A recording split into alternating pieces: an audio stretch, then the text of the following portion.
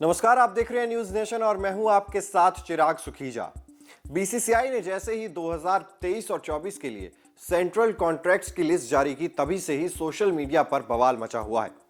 हर कोई ये जानना चाहता है कि जब ईशान किशन और श्रेयस अय्यर को सेंट्रल कॉन्ट्रैक्ट से बाहर कर दिया गया, तो फिर हार्दिक पांड्या पर आखिर इतनी मेहरबानी क्यों दिखाई गई है।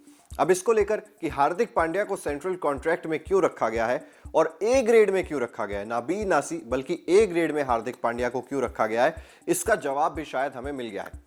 दरअसल भारतीय टीम के पूर्व खिलाड़ी आकाश चोपड़ा ने अपने यूट्यूब चैनल पर भी इसकी जानकारी दी है और सोशल मीडिया पर भी हर तरफ इस चीज की चर्चा की जा रही है कि सेंट्रल कॉन्ट्रैक्ट में हार्दिक पांड्या को जगह क्यों दी गई है।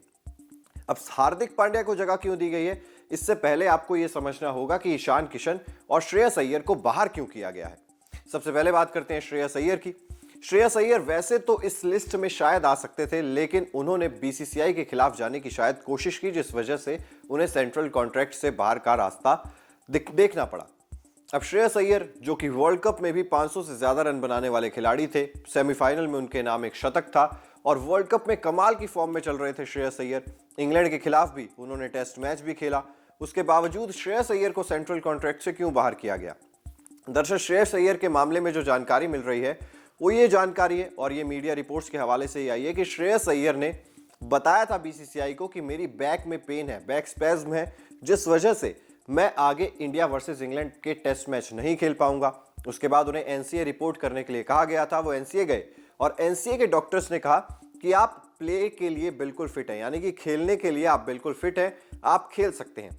अब इंडिया वर्सेस इंग्लैंड स्क्वाड से तो उन्हें रिलीज कर दिया गया था और एनसीए ने जैसे ही कहा कि श्रेयस अय्यर खेल सकते हैं, तभी श्रेयस अय्यर से यह कहा गया बीसीसीआई द्वारा कि आप जाइए, आप डोमेस्टिक क्रिकेट खेलिए। तब तक श्रेयस अय्यर की टीम जो थी क्वार्टर फाइनल भी नहीं खेली थी, तो क्वार्टर फाइनल भी खेल सकते थे, लेकिन श्रेयस अय्यर ने डोमेस्टिक क्रिकेट नहीं खेला। और वो ऐसा बताया जा रहा है, मीडिया रिपोर्ट से ऐसा सामने आया है कि वो केकेआर के कैंप में चले गए थे प्रैक्टिस करने के लिए, यानी कि आईपीएल से पहले ही केकेआर के कैंप में प्रैक्टिस करने के लिए श्रेयस अय्यर चले गए थे।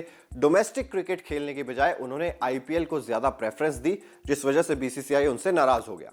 अब ये मामला था कि वो टेस्ट क्रिकेट नहीं खेल रहे हैं और उन्होंने डोमेस्टिक क्रिकेट नहीं खेला, इस वजह से श्रेयस अय्यर को बाहर कर दिया गया।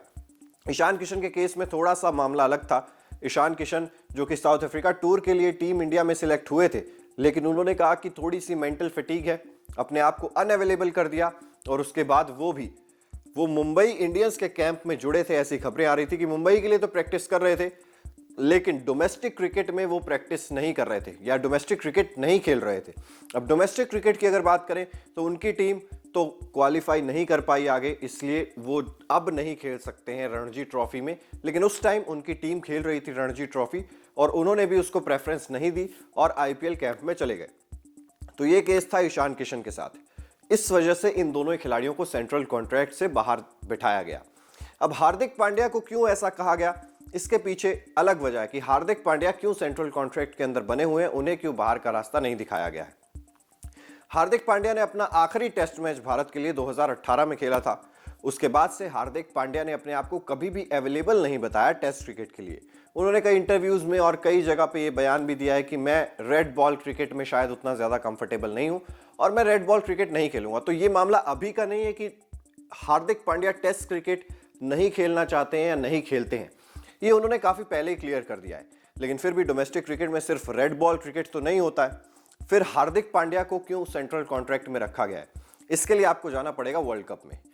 वर्ल्ड कप में 19 अक्टूबर का दिन था जब इंडिया और बांग्लादेश के बीच वर्ल्ड कप 2023 का मैच खेला जा रहा था।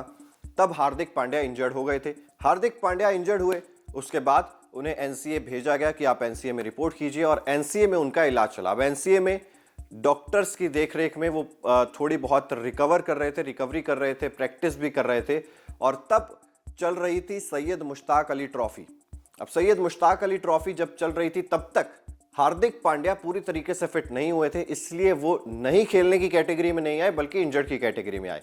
उसके बाद विजय हजारे ट्रॉफी भी आई और विजय हजारे ट्रॉफी जब दिसंबर के अंत में खत्म हुई, तब तक भी हार्दिक पांड्या फिट नहीं हुए थे और एनसीए के डॉक्टर्स ने उन्हें यह नहीं कहा था कि आप फिट हैं, आप जाकर खेल सकते हैं। इसीलिए ना तो सैयद मुश्ताक अली ट्रॉफी और ना विजय हजारे ट्रॉफी में हार्दिक पांड्या को खेलने के लिए कहा गया था। रणजी ट्रॉफी में हार्दिक पांड्या वैसे ही नहीं खेलते क्योंकि वो रेड बॉल क्रिकेट खेलना नहीं चाहते, उन्होंने पहले से ही क्लियर कर रखा है। तो ये जो पूरा सिनेरियो है ये निकलकर सामने आया है कि जब डोमेस्टिक क्रिकेट व्हाइट बॉल का चल रहा था तब तक हार्दिक पांड्या एनसीए के डॉक्टर्स की निगरानी में थे। एनसीए द्वारा पूरे तरीके से फिट नहीं बताए गए थे, जिस वजह से बीसीसीआई ने उन्हें डोमेस्टिक क्रिकेट खेलने के लिए नहीं कहा था। और रणजी शुरू हुई तो रणजी में हार्दिक पांड्या वैसे ही नहीं खेलते हैं और अपने आप को अवेलेबल भी नहीं बताते।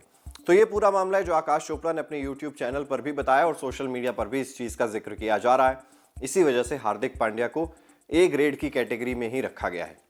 फिलहाल इस वीडियो में इतना ही। हार्दिक पांड्या को लेकर आपका क्या मानना है?